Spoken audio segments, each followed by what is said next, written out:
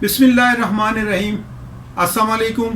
अक्सर मरीज क्लिनिक पर आकर ये कंप्लेन करते हैं कि डॉक्टर साहब हमारा मुंह बार बार खुश्क हो जाता है। हम बार बार पानी पीते हैं लेकिन इसके बावजूद भी हमारा मुंह खुश्क हो जाता है। ऐसा पूरा साल रहता है। गर्मियों में तो ये कंडीशन होती ही होती है, लेकिन सर्दियों में भी हमारे साथ यही मसला दरपेश रहता है।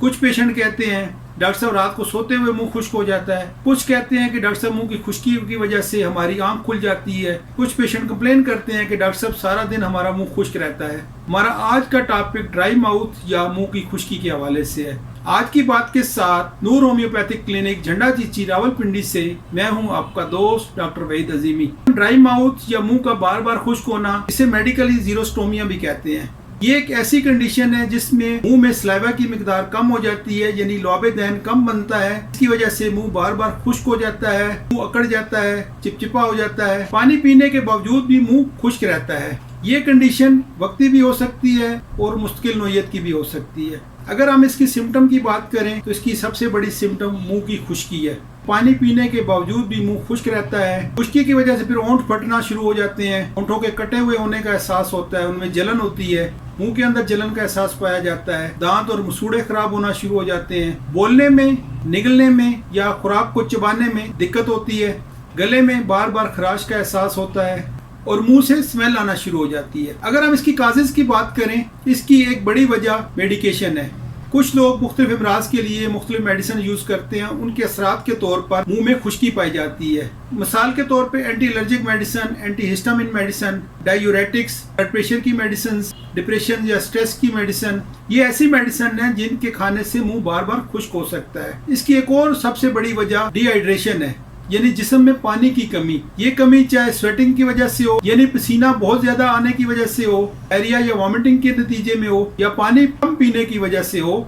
जब भी डिहाइड्रेशन होगी तो मुंह लाजमी खुश्क होगा।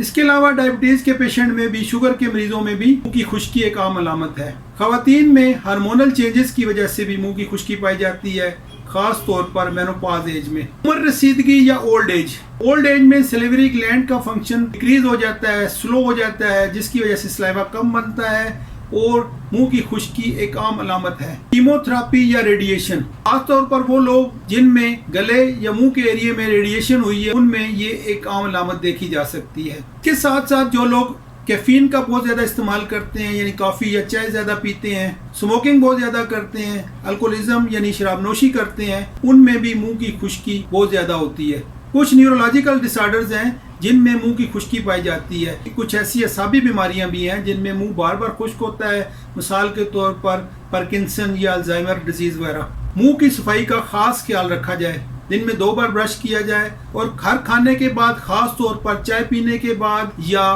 मीठा खाने के बाद कुल्ली लाजमी कर ली जाए। इसके साथ साथ हाइड्रेटेड रहा जाए, यानी मौसम और अपनी जरूरत के मुताबिक पानी का इस्तेमाल किया जाए। कैफीन, शराब नोशी और तंबाकू नोशी से हद्दुल इम्कान परहेज करें।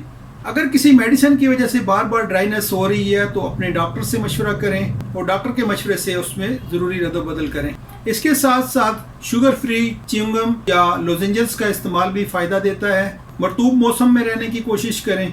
खुश्क और गर्म मौसम में सायादार जगह पर रहने की कोशिश करें। अगर होम्योपैथिक तरीका इलाज की बात की जाए तो होम्योपैथिक तरीका इलाज में इसका बहुत अच्छा और मौसर इलाज मौजूद है। होम्योपैथिक तरीका इलाज में साइन, सिम्टम, कॉजेज और मरीज की कंडीशन को देखते हुए मेडिसिन दी जाती है, लेकिन आम तौर पर हम अपने क्लिनिक पर जो प्रोटोकॉल यूज करते हैं उसमें आम तौर पर 70-80% पेशेंट उसी से आराम पा जाते हैं। इसमें हम सुबह के टाइम पल्साटिला 200 एक खुराक, दोपहर को ब्रायोनिया 200 एक खुराक और रात को सोते वक्त नक्स मोस्काटा 200 की एक खुराक मरीज को तजवीज़ करते हैं। बायोकेमिक की बात की जाए तो हेल्पिंग मेडिसिन के तौर पर आप नेट्रोम्योर 6x या 30 में सुबह दोपहर शाम इसके साथ इस्तेमाल कर सकते हैं और जरूरत पड़ने पर इसकी हाई पोटेंसी भी इस्तेमाल की जा सकती है। उम्मीद है कि आज की ये वीडियो आपको पसंद आएगी, आपके क्लिनिकल प्रैक्टिस में आपको फायदा देगी। इसे दूसरों के साथ भी शेयर कीजिए और हमारा चैनल सब्सक्राइब करके हमारे साथ भी जुड़े रहिए। अपना बहुत ज़्यादा ख्याल रखिएगा। शुक्रिया।